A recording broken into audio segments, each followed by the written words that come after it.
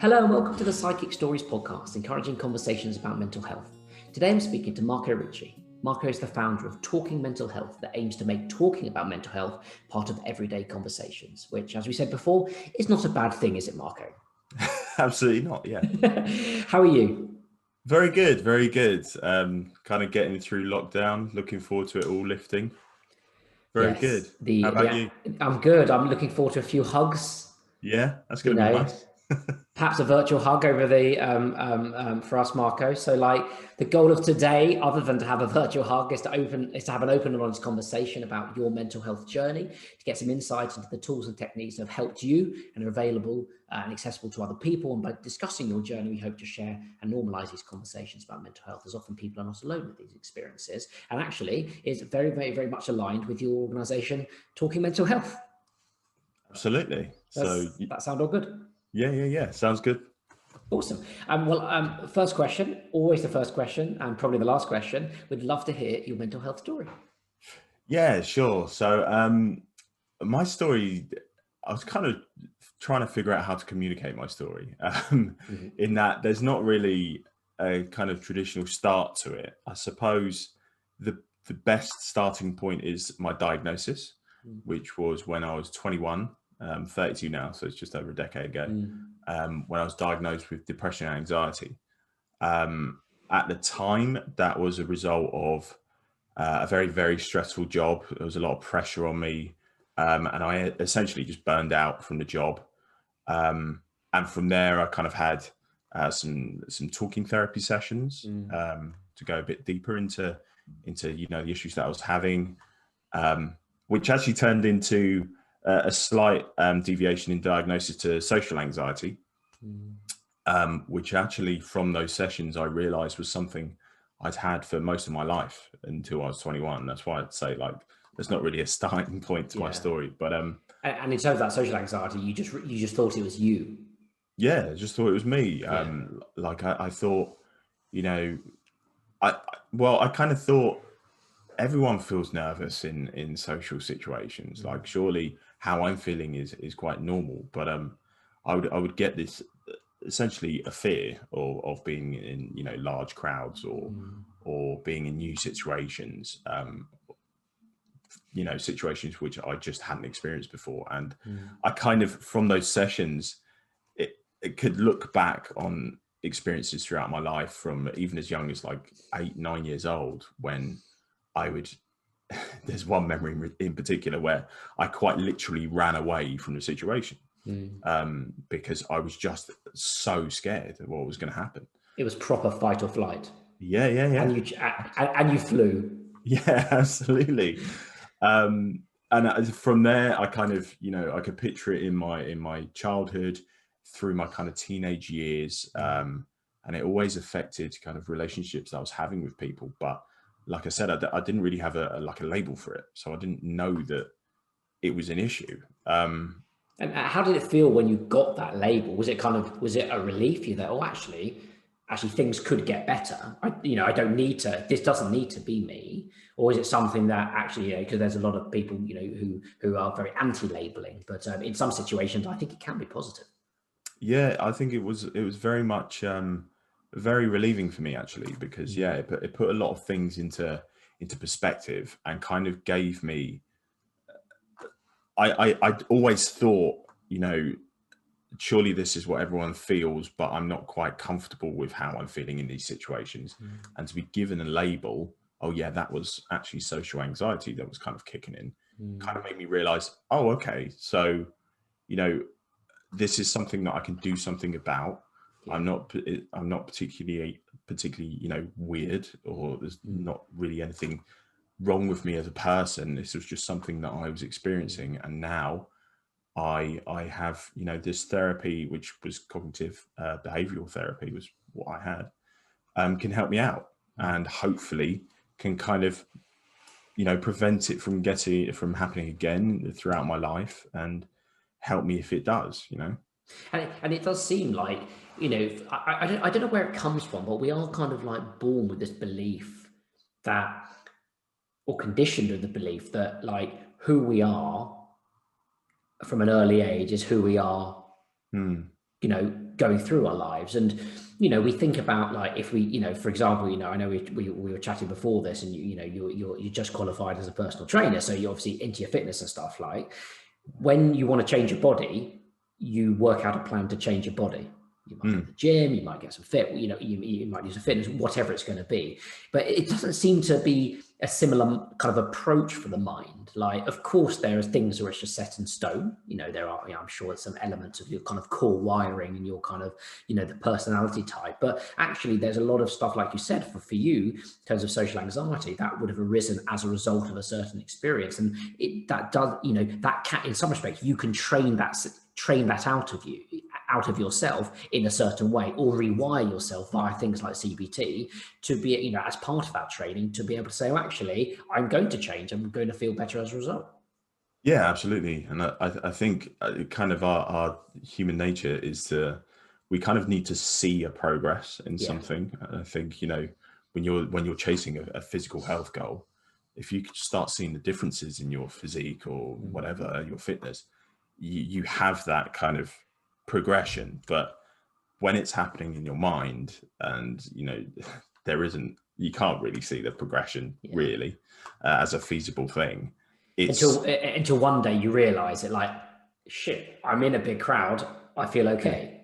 Yeah, exactly. And that was one of the things I learned in the CBT sessions was that you kind of have to, I mean, part of it was writing it down. So it was a feasible thing. It was something that you could see. It would be like, write down what you expect is going to happen in this scenario. And then we'll revisit it next week. And next week, sure enough, what you expected was completely the opposite of what actually happened. And having that kind of physical evidence was, for me, it was very powerful. Yeah. So in terms of that, like, do you continue to write down, like, people talk more generally about journaling. Like, is that something that you found useful at a particular time? Do you continue that? I do sometimes journal. It's not actually not in that sense. I don't tend to write down my kind of expectations, because I do feel in a lot better control of that. So I can kind of pinpoint those feelings, those thoughts that I have, where I think, I'm going to go to this situation, this scenario where there's a lot of people, I'm going to hate it. People are going to laugh at me for whatever reason, which are essentially, ridiculous thoughts. And I can pinpoint them now and kind of challenge them. Right. Okay. So it's all about almost like, catching them, then challenging them. And then I suppose the more you do that, I suppose you're building that kind of automatic process in your mind, which you can pick up those thoughts very quickly. And almost in some respects, now having had 11 years of kind of training on this, do you, when those thoughts pop up, are you able to just swat them away now? Most instances I can kind of manage it a lot better, and I can manage how it kind of manifests as feelings a lot better. I'm still absolutely susceptible to, feeling a fear about a new situation. I still totally get that. So if I'm, for example, I've got my best friend's wedding in a couple of weeks, and I constantly have that thought in the back of my mind of like, oh God, this is a daunting scenario, but I can deal with that now, and I can kind of, say that's just a kind of natural nervous energy and anxiety, I suppose, about the situation. But I don't know if that's going to happen. And actually, I have plenty of evidence from the past however many years that says to me that my fears don't always match up with what I think is what actually happens. And that's interesting. So the fear itself is still there. The fear doesn't go away. It's the way that you're able to cope and manage with it as you go along. So in a sense, like, so perhaps what I was saying, earlier was wrong. It's not about rewiring so those fears don't exist anymore. Like, almost those fears are part of you, but now you're able to cope and manage, and in some respects look forward to, start to look forward to these situations, and in some respects not allow those negative thoughts to dominate.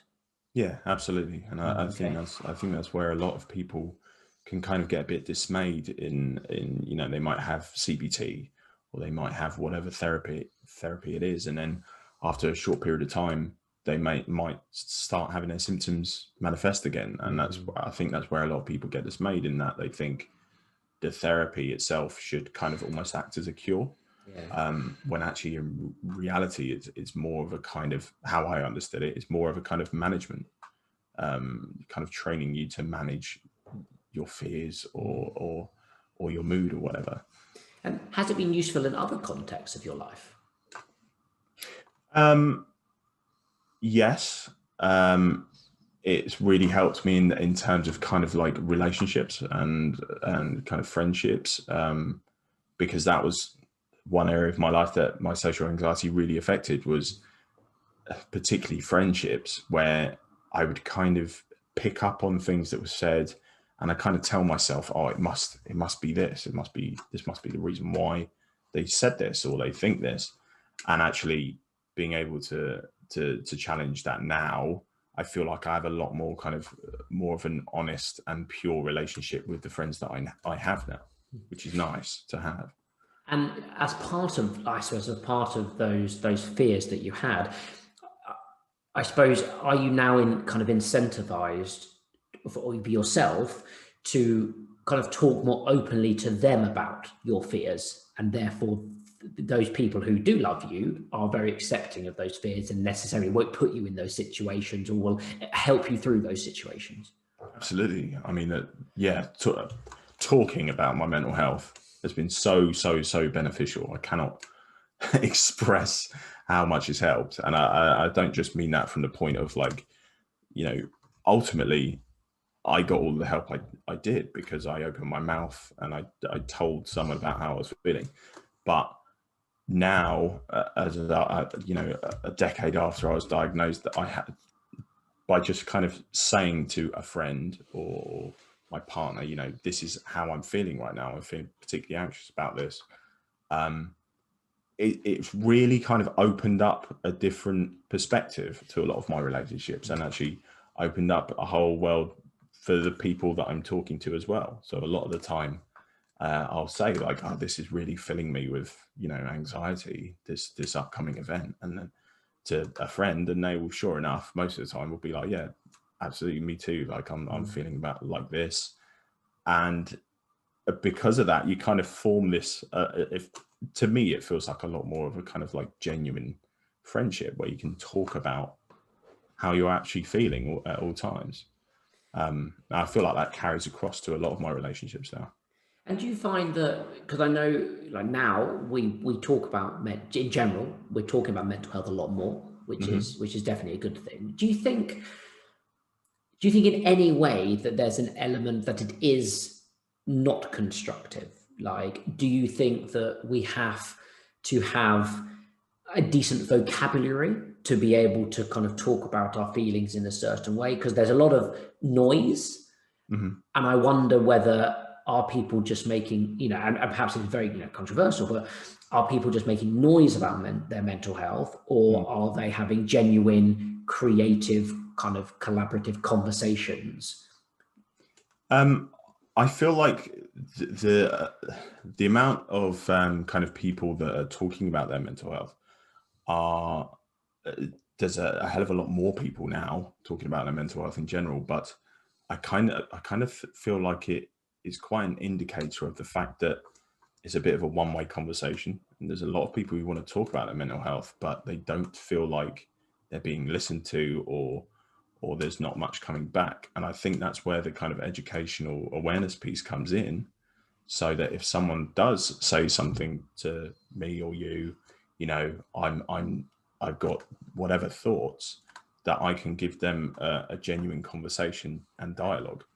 And I think that's so important, really, because the emphasis has been on talking about mental health for so long and trying to just get people to open up, that there's not been that much emphasis on the other side of the conversation, the listening and the being able to digest and ask the right questions and all that kind of thing to actually provide proper support.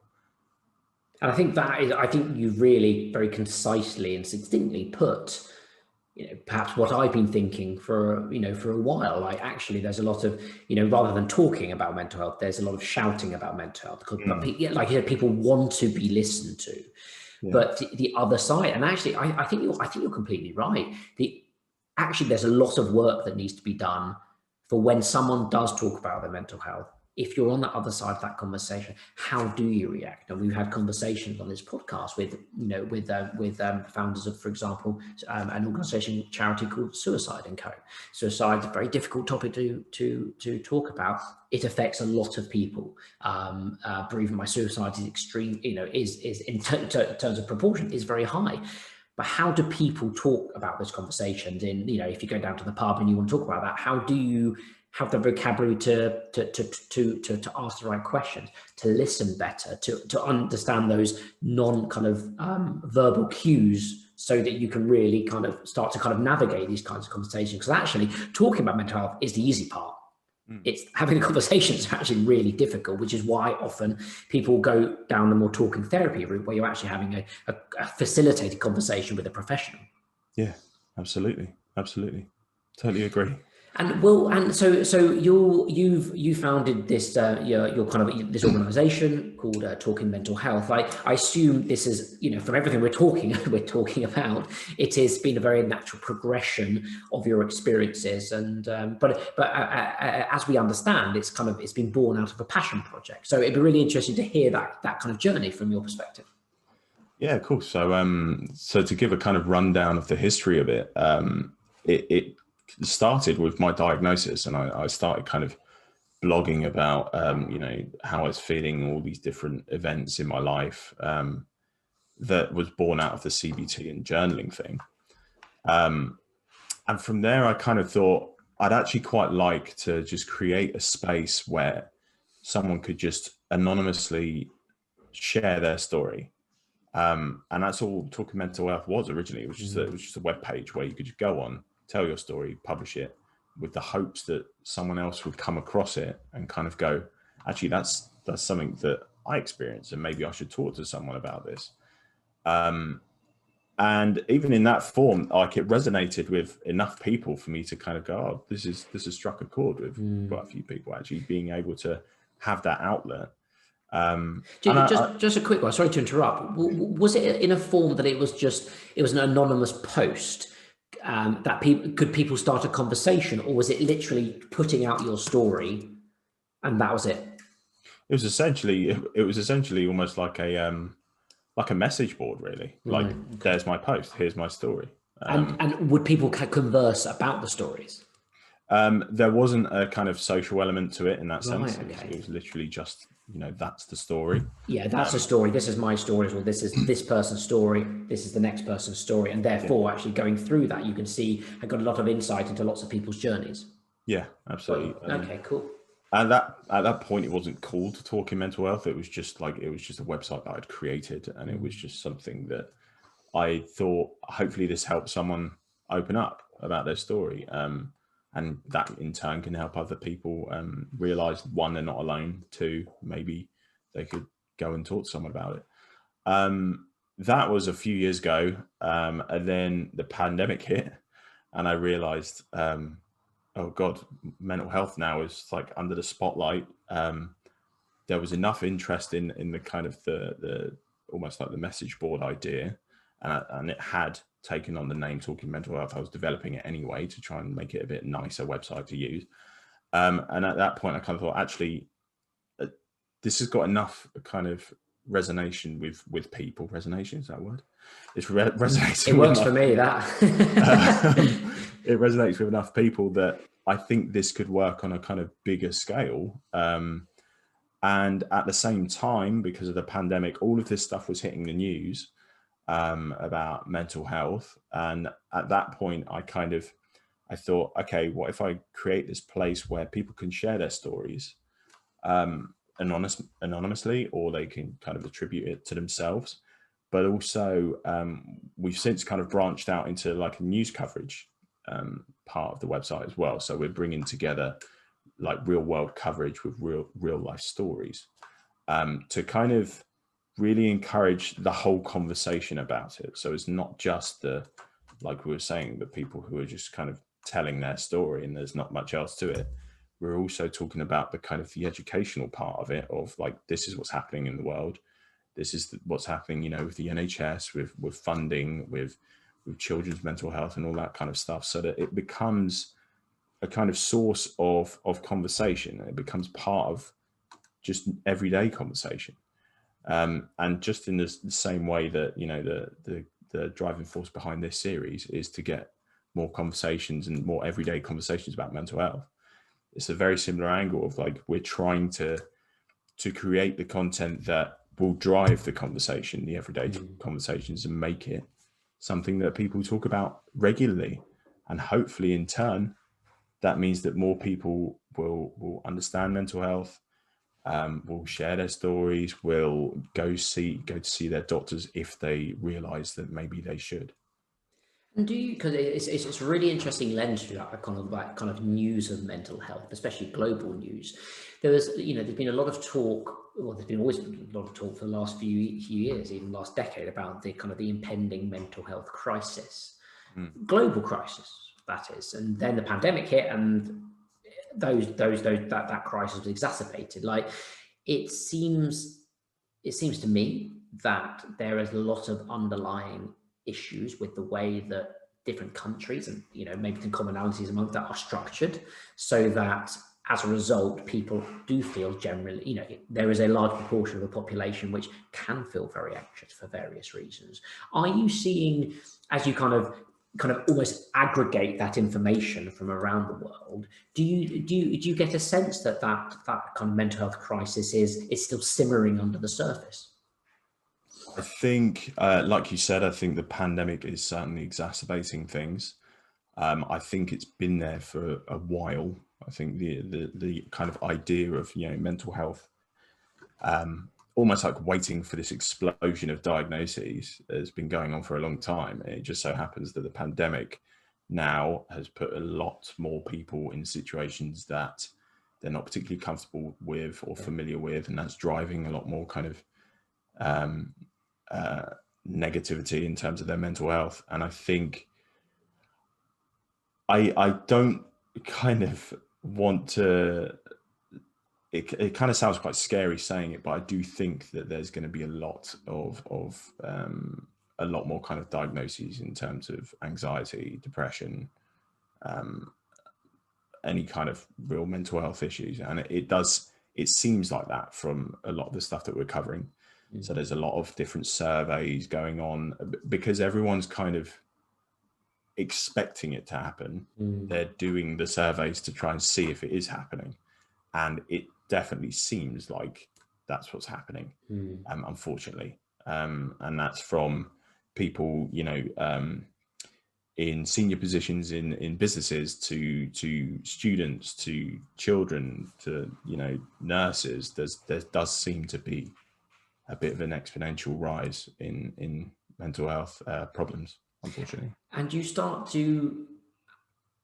to consider all that, are you able to kind of point towards some kind of, even in a very kind of nascent stage, some root causes and some foundations of which our kind of our whole societies are built on, that are contributing towards these kind of issues? Yeah, I do think that quite a big question, that. I'm so sorry. It is a big question.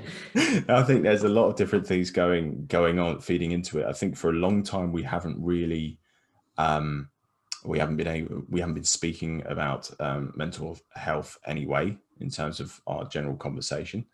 I think that education about mental health certainly needs to be revamped in terms of in schools. I think there should be much better teaching about mental health. I mean, I only knew about anxiety and depression because I took psychology in A-level. Yeah. Other than that, I had absolutely no kind of interaction with mental health or mental health issues at any point in my school career.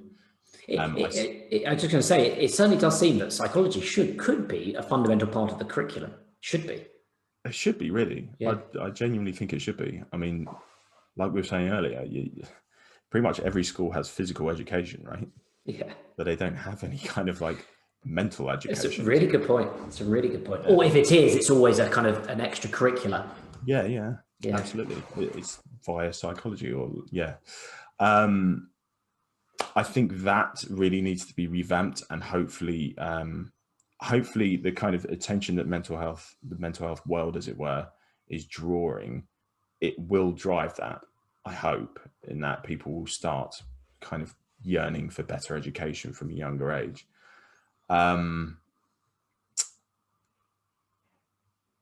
I think that's all I've got for you. No, but that resonates, or the resonation of that. The resonation. The resonation. Great word. Is that does, that really does kind of align with, we know what we've been thinking about at Sidekick at the same time. And you've almost got to a stage where perhaps it's been brought around more through the internet age. I don't think I think in our parents' generation, grandparents' generation, a lot of major world events were happening. There are a lot of suppressed emotions, especially in Britain. We are known for being rather repressed when it comes to our emotions compared to other cultures. But we've got this whole, I suppose it's almost feels like we're catching up, but we're catching up very, very fast, and it's quite overwhelming with the quantity of information and the kind of processing that we need to do in order to kind of cope and to manage in the world as it quickly develops. Some of the tools, kind of tips and techniques, for example, we've talked about journaling, talk about meditation, CBT. There's a lot of resources out there, but it's, as I'm sure you've appreciated, going from when you first had went to speak to a specialist at 21, like in 3 months, you can make some progress, but you can't make all the progress in the world. Like, it's not like, and that's the other thing, it's not like going to the gym. You've got to, actually starting at a young age, starting at school and starting learning about psychology is probably a much better approach, because it starts to build in your kind of models of the overall world. Now, knowing all these labels, diagnosis, and how I'm feeling, applying it, you can often apply it in the wrong way and come to the wrong conclusions, and it can lead to be sometimes a bit more confusing. Yeah, absolutely. I think I think if you're kind of tackling that from during a school career, especially, I personally think it should kick in at secondary school.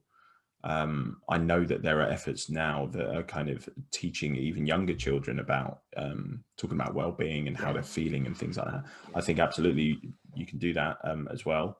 I think kind of driving that better awareness of how we're feeling and how others might be feeling, and driving essentially what will become a better conversation, so people can be able to pick up these things from other people, create a better dialogue about mental health. Then hopefully in time you'll start to see a much healthier kind of generation in terms of mental health.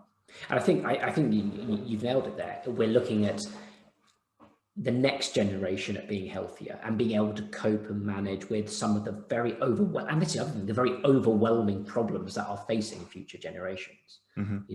Climate change, perhaps new pandemics. Like, there's a lot of things to cope with, and effectively we need the human race to be on top form, top well-being form, because if we're not, and we can't function, come up with some of these solutions to these very big problems, there is kind of only one outcome. So it almost, in some respects, it's about investing in that future generation early, so that actually we can continue, because actually a lot of this comes to quite some existential questions at the same time.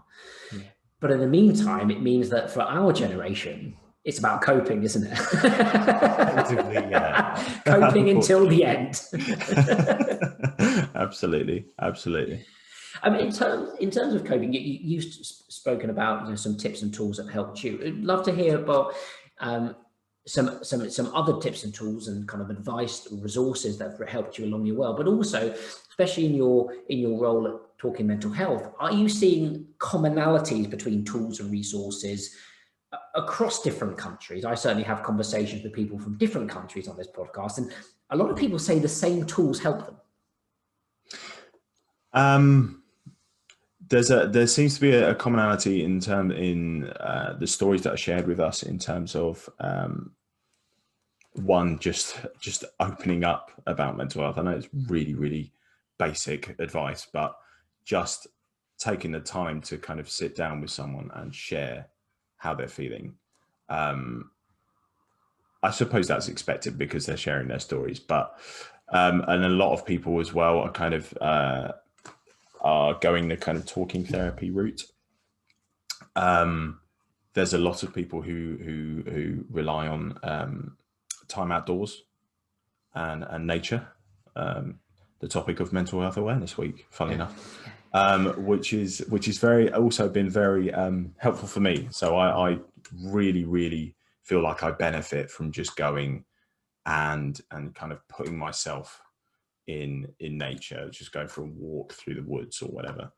I think it's so beneficial for me in terms of it kind of resets my perspective of everything. I think it's very easy to kind of get tied into all these knots of like stress and anxiety, and to just go out into the woods for a walk or the seaside, whatever is kind of closest to you, and just being around nature in its kind of, you know, most basic form. All you can hear is the birds and like the leaves crunching under your feet. It kind of puts everything into perspective and makes you realize, brings your stress down. Obviously, it helps you kind of untie those knots. It helps you kind of think it through and really make you feel like understand what actually truly matters.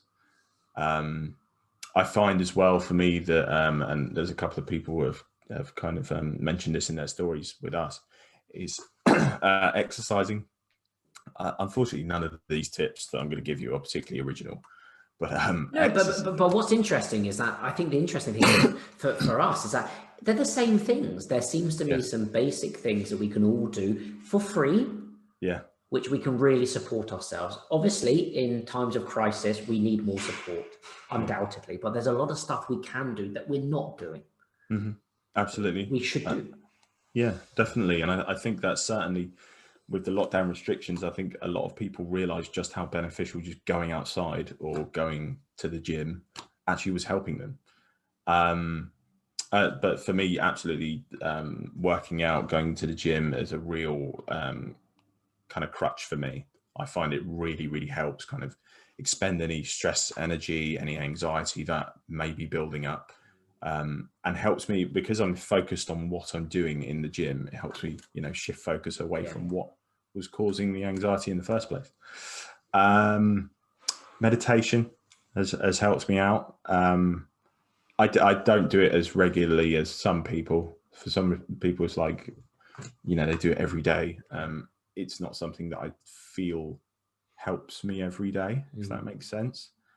But that's okay, right? Like, you know, meditation and mindfulness is often, you know, talked about as this catch-all solution. But I mean, the reality is it's not. Like, actually, for some people, it's harmful, and it's a great thing. But just because you don't do it every day, you don't need to do it every day. You know, if it helps you in a certain situation, then that's, you know, and it makes you feel better, then that's a good way to kind of I suppose organize it in your own toolkit. Oh, I'm going to do this. I'll do this meditation when I feel like this. But if I don't feel like this, I'm going to do something else. Absolutely. And I find as well it's a bit of a I've got a strange relationship with a kind of organization. So from a social anxiety point of view, having a kind of organized life is quite anxiety inducing. Yeah. So like, for example, if I have a month where every weekend I've got a social event booked, that will fill me with anxiety for pretty much the entire month because I'm anticipating each next thing. But on the flip side, organizing my kind of days into almost like to-do lists. It's really, really simple to-do list. So it might be something like send a text to someone, send this email. That really, really helps me kind of reframe my feelings. So on my phone, I can't remember the app, but I've just got like my to-do list, and on my front page of my phone, okay, I need to phone this person. I need to send this text. I need to do my brain training or whatever it is. Yeah, and you tick it off, tick it off, tick it off. And every time you tick it off, you feel better. It's amazing. It is amazing, isn't it? Yeah. It's such a simple thing. And I find it so effective because even on the days where I think at the end of the day, oh man, I've done absolutely nothing. What an unproductive day. Yes. I can look at this and go, oh, actually, I have actually done a bit. Yeah. Which is really nice. It's a really nice feeling.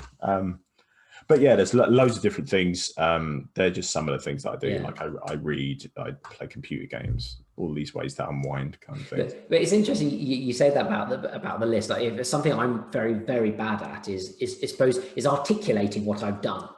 Like, my wife often comes and goes, "What on earth have you done today?" And I'm pretty certain I've been really busy. Yeah. But I can't articulate it. I've got no sense of what I've done. Whereas actually with this, I completely agree with you. Like, and those to-do lists can be as simple as possible. Yeah. Even like have lunch. That's fine. Yeah, at least I can get my Post-it note and go to my wife, "I've had lunch." Yeah. You know what I mean? Like I've done something today. But I do think that like you said, at the end of the day, some people are better at reflecting on what they've done, in their memory. All I know is that I have been busy and I haven't had much time for myself. I know that. I've got a small daughter. I know that. But can I articulate it? No, I can't. However, if I've got this list, I'm like, oh, actually, I have covered off quite a lot today. So like you said, it brings that sense of, I suppose it's more relief as well, isn't it? It's like, oh, I actually have been busy. Yeah, I haven't completely wasted my day. Yeah. Exactly right. Nice. Okay, awesome. Honestly, thank you so much for your time for chatting us today. Honestly, what you're doing at Talking Mental Health is brilliant, and it's to be honest, it's the first time I've seen where you are aggregating those kind of mental health stories from the news, and I can only wish you well in your journey. Thank you, I appreciate it, and likewise, I think what you guys are doing is awesome. I was going to say about the all these different kind of techniques that help me. And I know that kind of it reflects very much your toolkit idea, sidekick, which I think is just a great approach. Thank you very much. But also, it's nothing new, right? Yeah. Like, and what we've tried to do, what we've tried to really stress is that, okay, we've created a free app so that you can basically store these and organize these resources, but this idea around a mental health toolkit, it's been around for a long time, but it's amazing. It might have been around for a long time and people have lots of different ways of doing it, but how can you kind of aggregate all of those awesome techniques and tools that are out there in the world and allow people to try them and find their own kind of toolkit and hopefully find some kind of solace and peace when they are struggling? Absolutely. I think it's a really good approach. I think it will help a lot of people. So, well, fingers crossed. Awesome, Marco. Honestly, thank you so much for your time. Really appreciate it. No problem. Thanks very much. And thank you to everyone listening. You can subscribe to us on most major podcast platforms, YouTube, Spotify, and Apple Podcasts. Just search for Sidekick Community or Psychic Stories and we'll pop up. And please do give us a rating if you like the show. And do check out our free Psychic app for iPhone and iPad. As we just mentioned, it's a collection of interactive exercises, tools and tips to help you boost your mental well-being. The app enables you to build a personalized well-being toolkit to help you deal with life's ups and downs. Just go to our website, www.sidekick.org.uk, and click the download now button in the header to take you to the App Store. Marco, thanks so much again. No problem. Thanks.